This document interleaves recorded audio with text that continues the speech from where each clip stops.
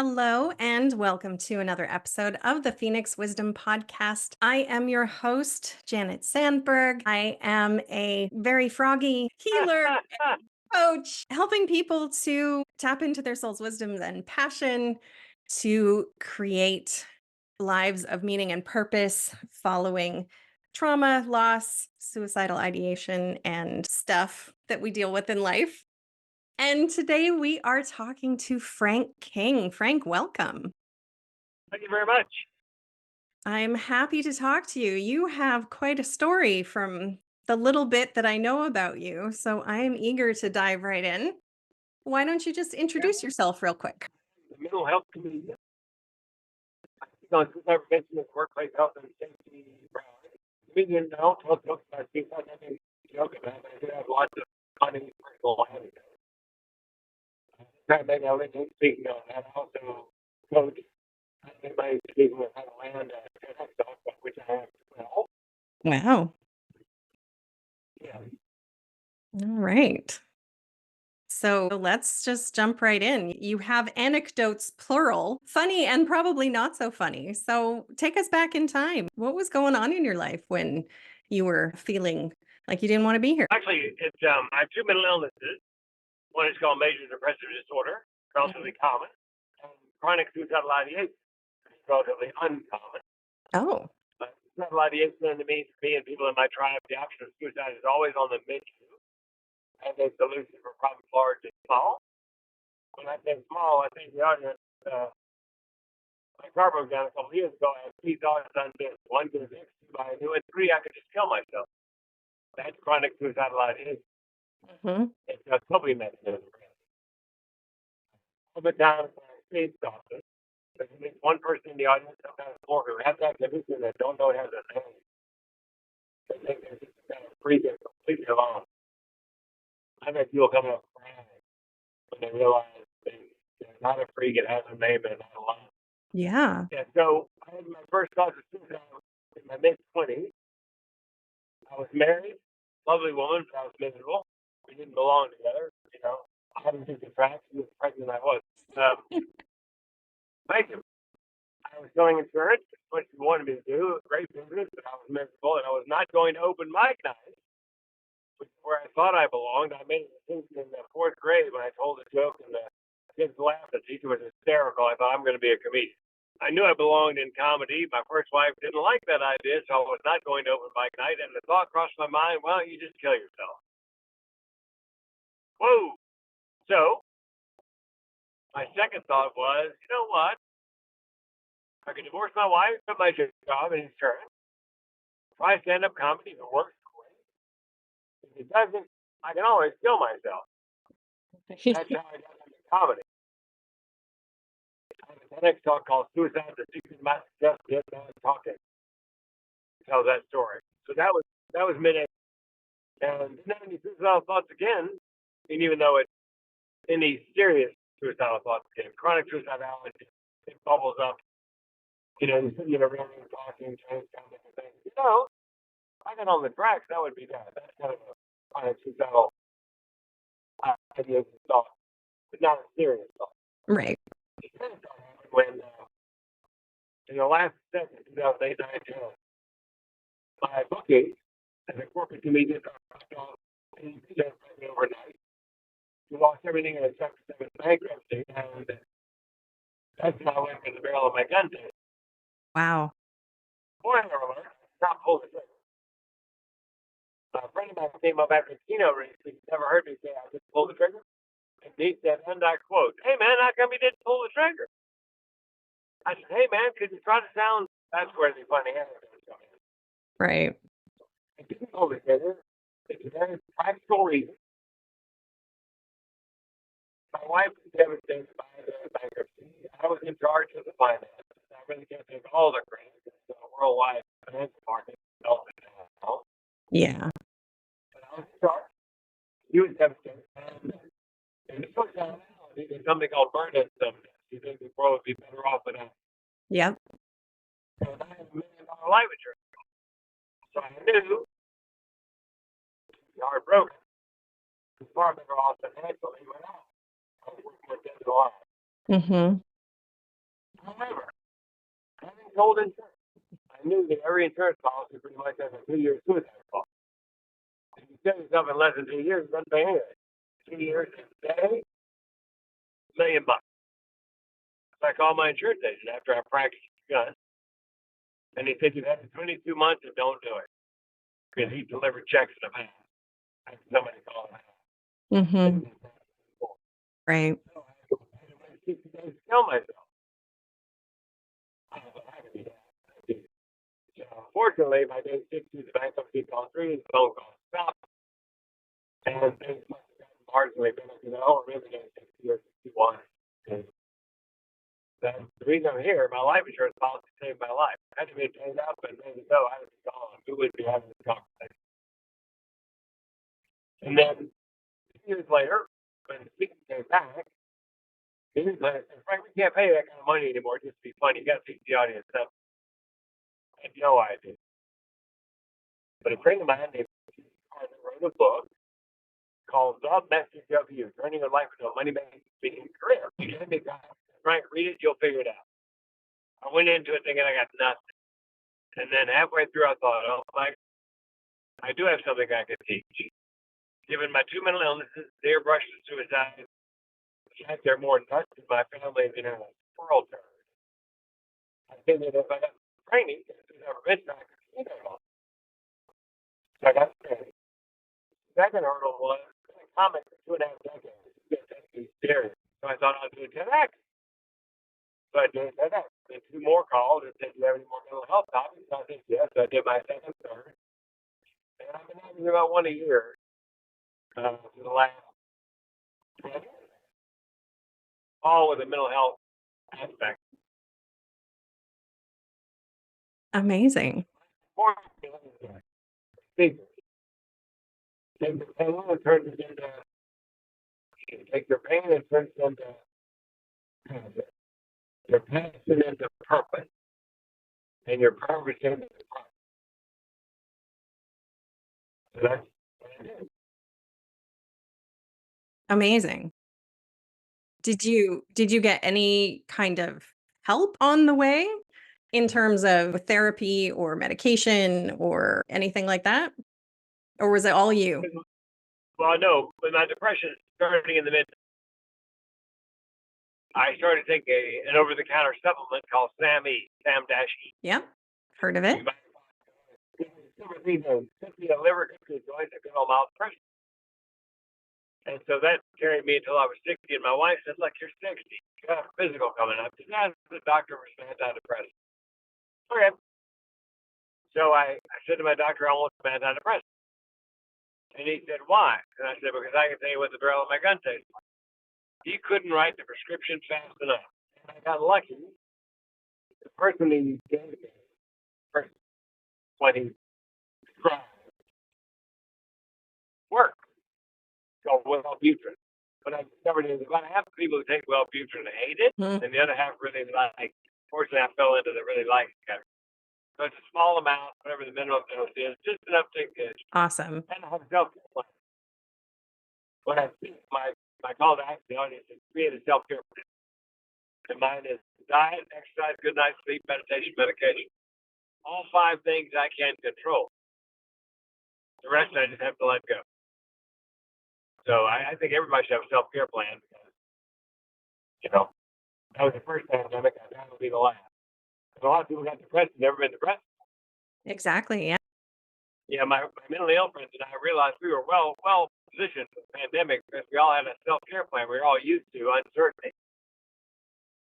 And so we sailed through it because, we have that in plan.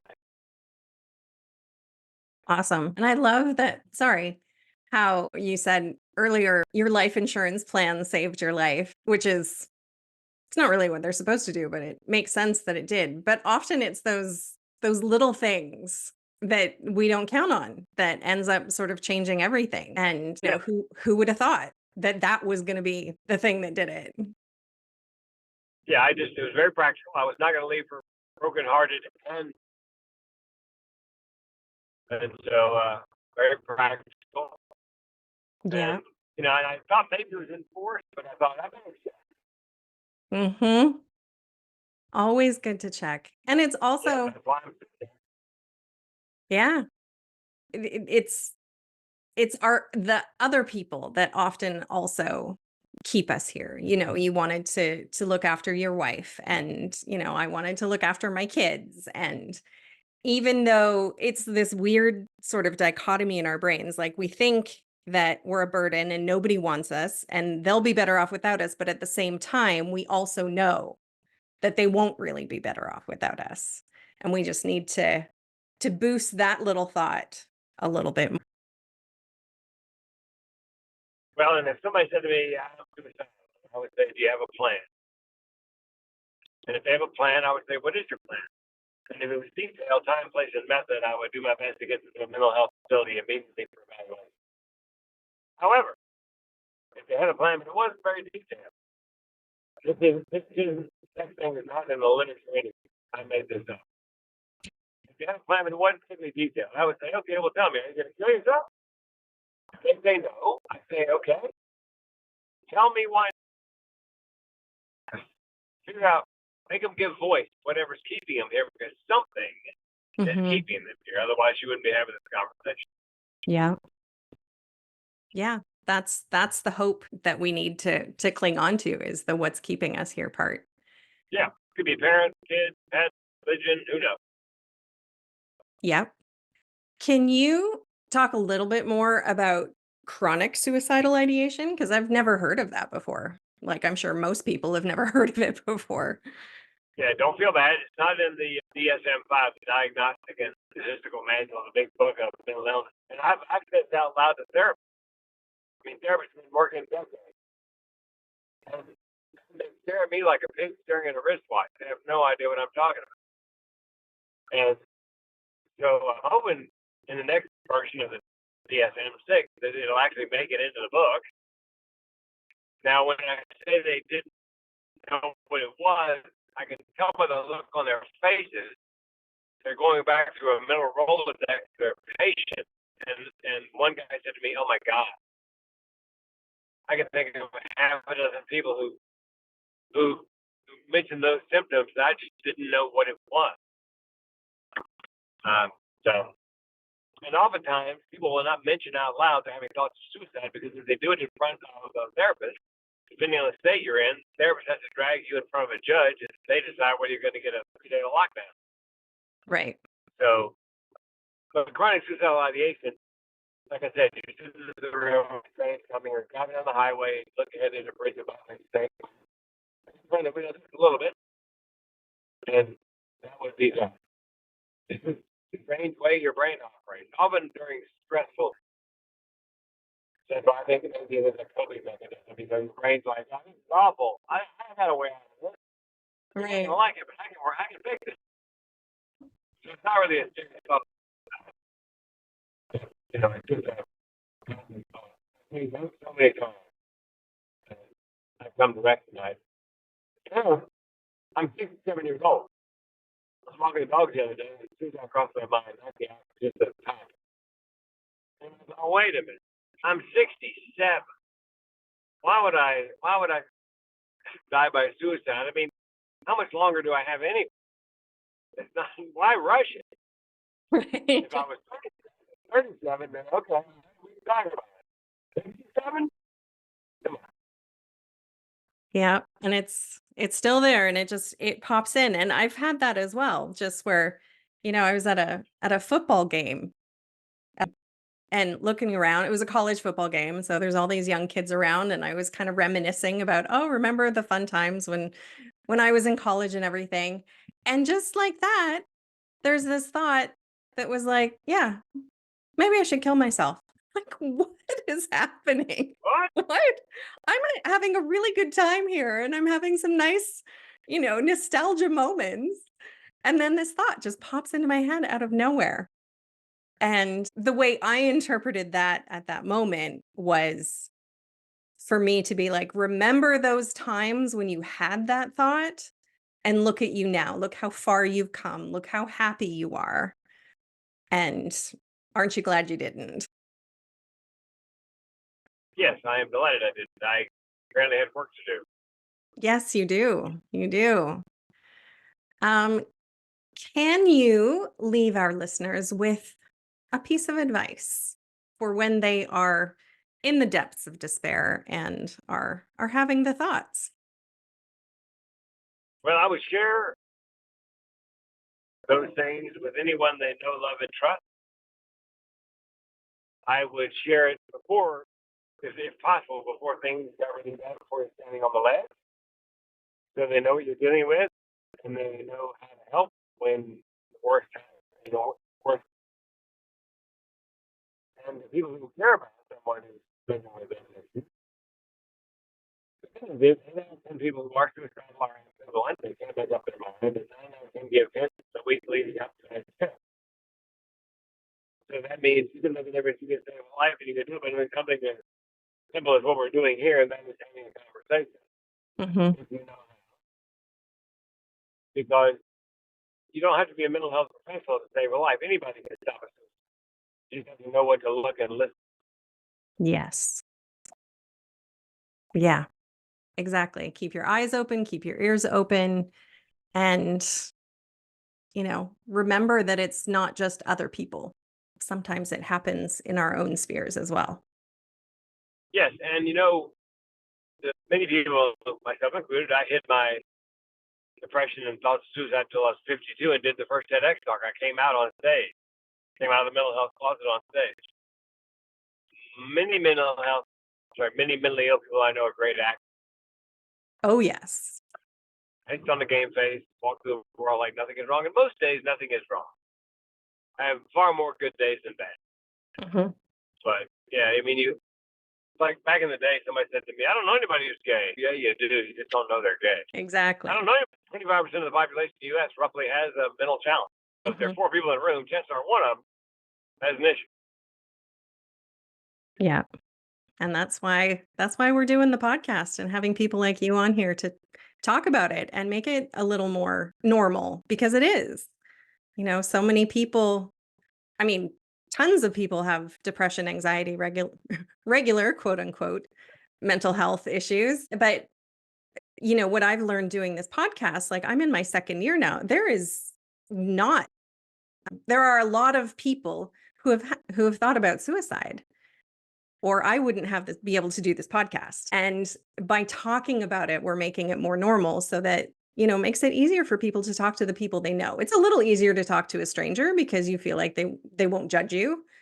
But if the people, like you said, that love and care and support you, they won't judge you either. They'll just be there to help. Yeah, so it's one of the most preventable causes of death, and Absolutely. anybody can stop a suicide. All right. Where can we find your TEDx talks? Do we just Google your name and TEDx?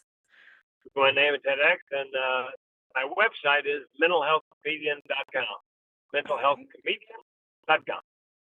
Excellent. Well, thank you so much, Frank, for being here today and sharing your story and your inspiration and your comedy with the world. I appreciate you. Well, there may be somebody listening who has chronic suicidal ideation, and they didn't know it had a name until right now. Exactly. Exactly. Thank And you. hopefully, if they're far enough off the path of suicide, they'll live a long and happy life. Yep. Absolutely. Well, thank you. Yes, absolutely. I can't help myself. Thank you for listening. Remember that you are loved, you are worthy, you are valuable, you are meant for more, and that it really does get better. If you are in crisis, there are numbers that you can call or text to get the help that you need. That information for Canada and the US is in the description below each episode. If you are in immediate crisis, please call 911. We love you, and I hope you'll listen again.